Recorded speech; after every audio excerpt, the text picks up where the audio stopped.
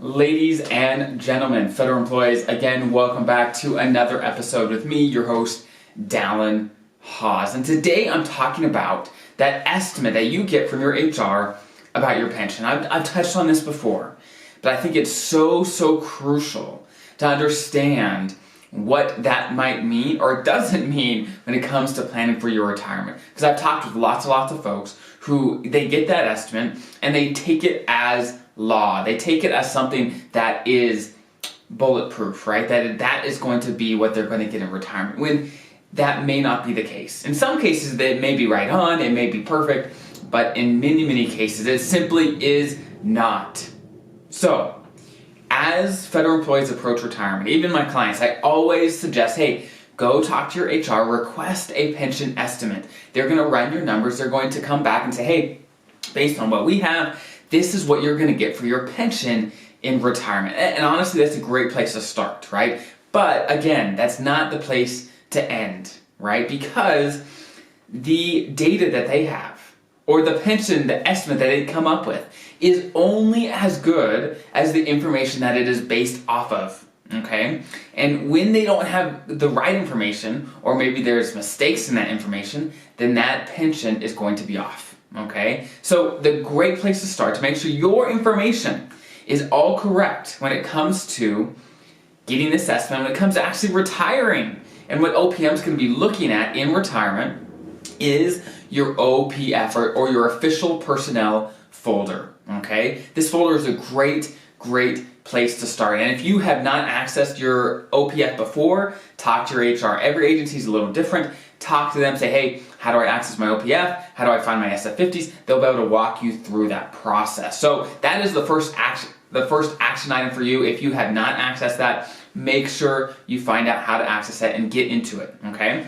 Once you are into your OPF, there's a few things to definitely look for. The first is your SF50s, okay? Your SF50s is a key document that you get at least once a year, as well as, let's say, when you get bonuses, when there's changes in your career, lots of different reasons why you might get an SF50. Basically, any personal action that happens in your career, you're going to be issued a new SF50, okay? There's a few really important things to look at, though, when it comes to your SF50. The first is your effective date, especially on your first SF50, when you're first hired, because that date is when they're going to start all these retirement calculations for your credible service, right? And so there's an article I wrote that came along with this, and I have a picture of an example SF50, and near the top right, normally, is what they call the effective date. There's a box. It's usually a box about 4-ish that shows your effective date, and that's the first thing you want to check, that everything looks good and there's no SF50s missing, maybe from a previous agency, because it is not uncommon for, let's say you jumped around to different agencies, that some agencies don't forward on your information and things get lost in the middle, okay? So definitely check the effective date. Make sure you're not missing any SF50s from different agencies, different positions, okay? Perfect. The next big thing to look at is your retirement plan that your SF50s say that you're in, or were in at the beginning of your career, or even now, right? So down about midway through the first page of your SF50, there's going to be a box that something to the effect of retirement plan, okay? And for most traditional FERS, okay, you want that to say FERS and FICA, okay? And what that means is that first, you're paying into the FERS system, and that's great, that's what you want to be. And second, you're also paying into the Social Security system, because you want both of those, okay? If for whatever reason, this box on any of your SF50s does not say FERS and FICA, then there may be an issue, okay? Definitely check with your HR if something looks off. Because if you are paying into, let's say, the wrong system, or paying not into a system at all, or maybe you were hired under temporary time or part-time position, or whatever reason, there's tons of different reasons why this may not be correct, but make sure this is correct. This is a game changer if this is incorrect, okay? Now, there's a few different types of service that when you have them, you want to make sure they're well documented so that there's no hiccups. Let's say maybe an estimate that you're getting, maybe that's incorrect, or even when you run your numbers, that may be correct if you have some of these types of service. First, military time. If you have military time, make sure, if you bought it back, make sure that that is well documented. I have seen many times where people don't keep their documents, and they buy their time back maybe early in their career, and then 10, 20 years later, when they're looking to retire, they say, hey, where's this documentation about me buying back my military time? Their agency doesn't have it, no one has it, so guess what? They have to buy back that time again because they don't have the documents to prove. You have to have proof, right? It's all about proof and making sure that you are good to go. That's the first thing, okay? Next, if you have more than 6 months of leave without pay during a calendar year, then you may have issues. It'll change what amount of time is credible. So make sure you understand how that works if that applies to you. Now, again, if you have temporary time, intermittent time, things like that, that'll also affect your pension. And part-time service, that will also affect your pension. So make sure you understand how that's going to affect you, and make sure you check if that is worked into your pension estimate and that your HR didn't overlook that, okay? So, again, no one knows your career like you do. No one does. And no one's going to care about your pension or retirement like you do. You have to make sure you take responsibility so that you know what you have coming for you, okay? So those are some of the key things to look for. And again, of course, I've talked about this before. If you have or want to keep your health insurance, the FEHB, or FEGLI into retirement, okay? If that's important for you, and for most feds, at least one of those are, okay? Then you want to make sure you have 5 years of coverage under both of those plans to make sure you can keep them into retirement. And you want to make sure it's documented, right? Just because you say you have coverage under one of those plans, it doesn't matter. You have to have proof, okay? And where this may become an issue, let's say you and your spouse are a federal employee, right? This is not uncommon. Well, often you or your spouse are often just covered under your spouse's plan. Let's say your spouse is the one that has the FEHB plan and you're just covered under it, or vice versa, right? Well, you want to make sure you have documentation that shows you were covered under that plan so that when you both retire, you both can keep FEHB into retirement, right? If that's how you're doing it in retirement.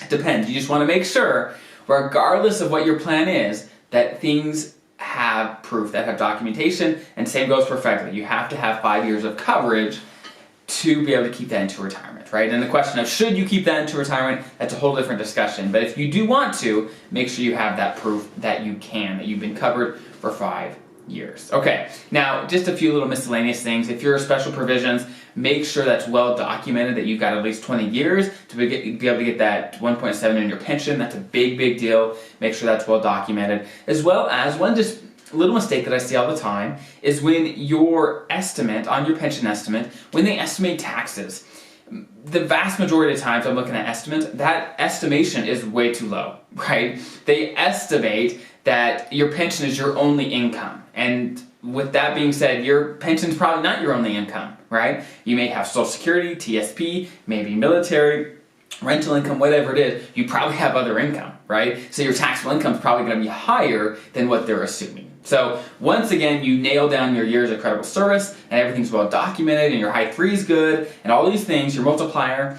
then the next thing is your net pension. Okay, after everything comes out, your FEHB premiums, taxes, survivor benefits, everything comes out, is your estimate assuming the right kind of numbers so that you get the right net pension at the end of the day, right? Because no one really cares about the gross pension. People, what they care about is after everything comes out, what can I actually spend? What's usable to actually help me retire, right? That's what we really care about so that you can have the standard of living in retirement that you want, okay? So I know this is a ton to think about, a lot of things to check and look into, but it's worth it. It is so, so worth it because, at least in my opinion, as a planner, right, what do you expect from me, is that it is so much easier, so much easier to fix these issues before you retire, while you're still working, while you can still make changes, right? If you retire, you leave, and OPM's processing your application. If they come back 6 months later and say, hey, actually there's this thing that you didn't catch, there's a mistake, you got to go back to work. Or maybe your pension is just not going to be as high as you expected, right? That is not good news. And you want to work all those issues out before you retire. And let me tell you, these issues happen quite often, right? It's not rare. It's not 1%. It's much higher than that.